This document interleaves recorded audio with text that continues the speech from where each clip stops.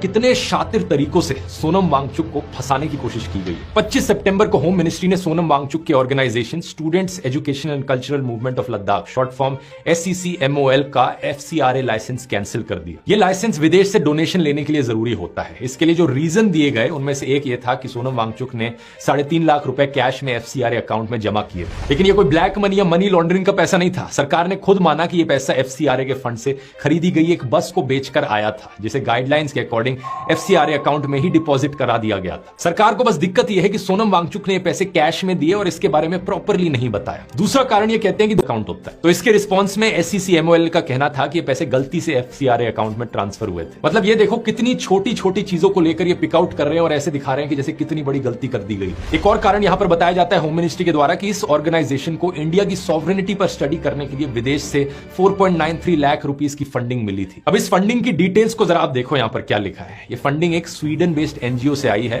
जो food security और sovereignty समेत बाकी इश्यूज पर युवाओं में अवेयरनेस क्रिएट करने के लिए मिली थी। अब कोई बच्चा भी इसे देखकर बता सकता है कि यहां पर फूड सिक्योरिटी और फूड सॉवरेनिटी की बात की जा रही है, लेकिन हर जगह अपने खिलाफ साजिश देखने वाली सरकार को फूड सॉवरेनिटी में इंडिया की सॉवरेनिटी दिखी और सिर्फ इस बकवास पर इन्होंने सोनम वांगचुक को एंटी नेशनल घोषित किया। दूसरा हमला सरकार ने सोनम वांगचुक पर किया इन्हें इनकम टैक्स नोटिस भेजकर। अब बात यह है दोस्तों कि इनकम टैक्स एक्ट के सेक्शन 1026 के तहत लद्दाख की शेड्यूल्ड ट्राइब्स को इनकम टैक्स नहीं भरना होता। इस छूट के बावजूद देश के प्रति अपनी जिम्मेदारी फील करते हुए सोनम वांगचुक इनकम टैक्स भरते हैं और फिर भी उन्हें यह नोटिस आ रखा है। तीसरा हमला सरकार इन पर करती है CBI छोड़कर, वही चीज जो ऑपोजिशन लीडर्स के खिलाफ भी करी जाती है। कुछ भी उटपटांग बहाना दे दो और कह दो कि भाई CBI इन्वेस्टिगेट कर रही है, इसे बहुत ही सीरियस मैटर है, और क्योंकि CBI का नाम आ जाता है तो लोगों को लगता है भाई कुछ तो सीरियस मैटर होगा। इस केस में कहा गया कि CBI इन पर प्रोब कर रही है फॉरेन फंडिंग को लेकर और इनकी पाकिस्तान विजिट को लेकर, जिसकी आगे मैं बात करता हूं कितनी ही रिडिकुलस चीज है। लेकिन इससे पहले एक इंटरेस्टिंग चीज बताना चाहूंगा कि करीब 1 साल पहले सोनम वांगचुक को एक एनोनिमस लेटर मिला था